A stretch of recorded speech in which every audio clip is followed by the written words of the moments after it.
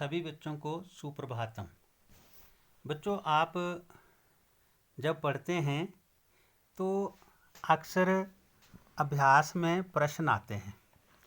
आपने सोचा होगा कि ये प्रश्न जब बनते हैं तो इनके लिए प्रश्नवाचक शब्द निर्धारित रहते हैं। आज हम इन प्रश्नवाचक शब्दों के बारे में जानकारी प्राप्त करेंगे। ये तीनों लिंगों में बच्चों प्रयोग किए जाते हैं। आपको मालूम है ना, संस्कृत में 3 लिंग होते हैं, पुल्लिंग, स्त्रीलिंग और नपुंलिंग। पुल्लिंग में भी इनका प्रयोग होता है, स्त्रीलिंग में भी और नपुंलिंग में भी। आप मेरे साथ पहले पुल्लिंग शब्दों के रूप यहाँ बोलिए। प्रथमा में है, जैसे एक वचन में का, कौ, के, काम, काऊ, कान, केन, काभ्याम, कई, कस्मै, काभ्याम, केभ्या, कस्मात्, काभ्याम, केभ्या, कस्य, कयोः, केषां, कस्मिन्, कयोः, केषु। अब इनके पहले आप एक वचन के शब्दों के अर्थ समझिए। प्रथमा का पुल्लिंग का जो है होता है, इसका मतलब होता है कौन, कम किसको, केन किसके द्वारा, कस्मै किसके द्वारा, कस्मै किसके लिए, द्वारा नहीं के लिए। चतुर्थी विभक्ति में के लिए होता है ना। पंचमी कस्मात् किससे, षष्ठी में कस्य का मतलब होता किसका, किसकी, किसके, ऐसे करके। सप्तमी में कस्मिन, किस में पर। ठीक है बच्चों। अब जब आप स्त्रीलिंग शब्दों को पढ़ेंगे तो अर्थ लगभग भी इनका एक ही तरह का होता है, पर इनको स्त्रीलिंग के रूप में पहचानते हैं। जैसे का, के, का की जगह आएगा, मान लो का पठती, तो आप लिखोगे लता पठती, गीता पठती, इस तरह से। और काम किसको, कया किसके द्वारा। एक वचन के बोल रहा हूं मैं, तृतीय का। चतुर्थी का देखो, कस्यै किसके लिए, कस्यै किसके लिए। आगे पंचमी और षष्ठी में एक जैसा ही होता है स्त्रीलिंग में। कस्याः किसका, कस्याः किसका। पंचमी में कस्या किससे, षष्ठी में किसका। सप्तमी कस्याम किस पर, किस में। ठीक है। कस्याम नौका अस्ति, नौका किस में है, तो नद्याम नौका अस्ति। ऐसे प्रश्न बनेगा। अब बच्चों, जो नपुंलिंग है इसके और पुल्लिंग के एक तरह से ही रूप होते हैं, सिर्फ प्रथमा और द्वितीया में थोड़ा सा अंतर होता है। जैसे फलम पतति, फलम पतति, किम पतति, फलम पतति। यानी प्रथमा और द्वितीया में किम किम है।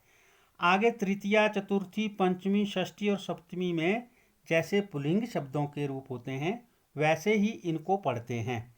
देखो, जैसे नपुंसक लिंग वाले को अब पूरे को पढ़ो एक बार। एक वचन, द्विवचन, बहुवचन, ऐसे आगे की ओर। प्रथमा के तीनों, फिर द्वितीया के तीनों, फिर तृतीया के तीनों, फिर चतुर्थी के एक वचन, द्विवचन, बहुवचन पढ़ेंगे ऐसे।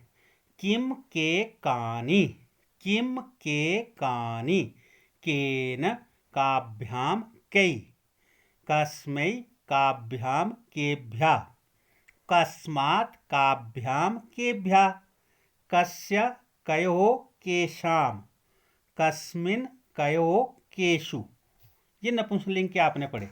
जब आप पुल्लिंग के शब्दों को पढ़ोगे, पुल्लिंग के इसके रूप पढ़ोगे, तो ये भी ऐसे ही होंगे। अब आप द्विवचन के पुल्लिंग और स्त्रीलिंग के जो प्रश्नवाचक शब्द बनते हैं इनको आप सीखोगे। पुल्लिंग का प्रथमा का द्विवचन देखो, कौ। कौ का मतलब होता कौन दो। कौ गच्छता, कौन जा रहे हैं, तो आप लिखोगे बालकौ गच्छता, नरौ गच्छता, शुकौ गच्छता, ऐसे गजौ गच्छता, ऐसे कह सकते हैं। द्वितीय में भी ऐसे होगा, कौ, कौ गच्छता। आगे तृतीया और चतुर्थी में और पंचमी देखो बच्चों कितना अच्छा एक ही तरह का आएगा। पुल्लिंग में देखो काभ्याम, काभ्याम, काभ्याम।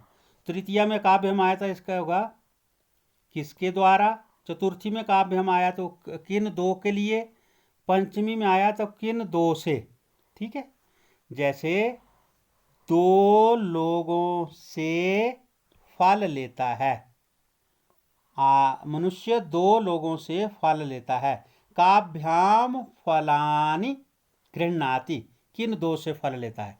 अब देखो ये काभ्याम शब्द के लिखने की बनावट देखो, पुल्लिंग में ऐसी आई। अब स्त्रीलिंग में देखो, द्विवचन में तृतीया का काभ्याम, तृतीया में चतुर्थी में भी काभ्याम, पंचमी में भी काभ्याम, और अर्थ भी लगभग इनका एक जैसा ही रहेगा। और खास बात, प्रश्नवाचक शब्द पहचानते समय आप ये रखेंगे कि नपुंसकलिंग में भी ये ऐसे ही आएगा। तृतीया विभक्ति में काभ्याम, चतुर्थी के द्विवचन में भी काभ्याम, और पंचमी के द्विवचन में भी काभ्याम आएगा। ठीक है। अब देखो आप षष्ठी और सप्तमी विभक्ति देखो। सप्तमी और षष्ठी विभक्ति जो है ये और भी एक समान है तीनों में। देखो पुल्लिंग शब्द का षष्ठी विभक्ति का द्विवचन देखो कयो। अब इसका मतलब हुआ कयो पुस्तकानि संति, कयो तो उन 2 का, किन की पुस्तकें हैं। ठीक है। कयो पुस्तकानि संति, किन में पुस्तकें हैं। ये तो हो गए पुल्लिंग के दोनों का, षष्ठी के द्विवचन और सप्तमी के द्विवचन का अर्थ। अब बच्चों स्त्रीलिंग में देखो ये ऐसा ही बना है, कयो, इसमें भी वही अर्थ है। कयो पुस्तकानि, किन 2 बालिकाओं की पुस्तकें हैं।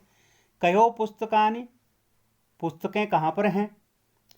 और नपुंसकलिंग में भी देखो कयो कयो, समान शब्द इसी तरह से बना है जिसका अर्थ पुल्लिंग शब्दों की तरह होता है। अब देखो बहुवचन में समानता। बहुवचन देखो पहले पुल्लिंग का देखो, के पठन्ति, कौन पढ़ रहे हैं। तो यहाँ लिख उत्तर बनेगा बालका पठन्ति।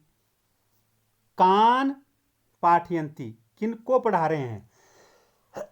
बालकान पाठयन्ति, कान आएगा तो ये पुल्लिंग का बहुवचन का द्वितीय का शब्द है। और तृतीया में देखो बहुवचन में कई, बालका कई लिखती, बच्चे किन से लिखते हैं। बालका कलमई लिखन्ति। आगे चतुर्थी और पंचमी में केभ्या केभ्या, चतुर्थी का अर्थ होगा केभ्या लिखन्ति, किसके लिए लिखते हैं। किसके लिए लिखते हैं, अपने लिए, पढ़ने के लिए, याद करने के लिए। बालका बालकेभ्या लिखन्ति। केभ्या, वृक्ष से पत्ते गिरते हैं तो कहेंगे कस्मात् वृक्षात् पत्राणि पतन्ति, 2 वृक्षों से गिरते हैं तो वृक्षाभ्याम पत्राणि पतन्ति। और जब बहुत से वृक्षों से गिरेंगे तो कहेंगे वृक्षेभ्या पत्राणि पतन्ति। और वृक्षेभ्या को मान लो रेखांकित किया और कहा कि इसका प्रश्नवाचक बनाओ, तो आप बनाओगे केभ्या पत्राणि पतन्ति। ऐसे ही केशाम षष्ठी विभक्ति का बहुवचन होता है, जैसे नराणाम, मनुष्याणाम, यात्रीणाम अगर आता है तो इनकी जगह प्रश्नवाचक शब्द बनेगा केशाम। केशु, केशु श्रेष्ठा, किन में श्रेष्ठ है। कि गणितेषु श्रेष्ठा, गणित में ये बच्चा श्रेष्ठ है। ऐसे ही अब स्त्रीलिंग का देखो, तृतीया का बहुवचन बनता है काभी, पुल्लिंग में बना था कई, यहाँ बना काभी। अब चतुर्थी का देखो, चतुर्थी और पंचमी में इसमें अंतर है, स्त्रीलिंग में अंतर है। काभ्या किन के लिए, काभ्या किन से। और सब षष्ठी में और सप्तमी में भी अंतर है बच्चों, पुल्लिंग और नपुंसकलिंग में, पुल्लिंग और स्त्रीलिंग में। कासाम किन का, कासु किन में। और नपुंसकलिंग का जब आप पढ़ोगे तो पुल्लिंग वाला जब देखेंगे तो ऊपर जैसे तृतीया में कई पुल्लिंग में आया, नपुंसकलिंग में भी कई आया। चतुर्थी में के भी आया, यहाँ पर नपुंसकलिंग में भी के भी आया। और पंचमी में के भी आया, यहाँ भी के भी आया। केशाम षष्ठी में आया, यहाँ नपुंसकलिंग में भी षष्ठी में केशाम आया। और केशु सप्तमी में पुल्लिंग में, तो यहाँ भी नपुंसकलिंग में भी केशु आया।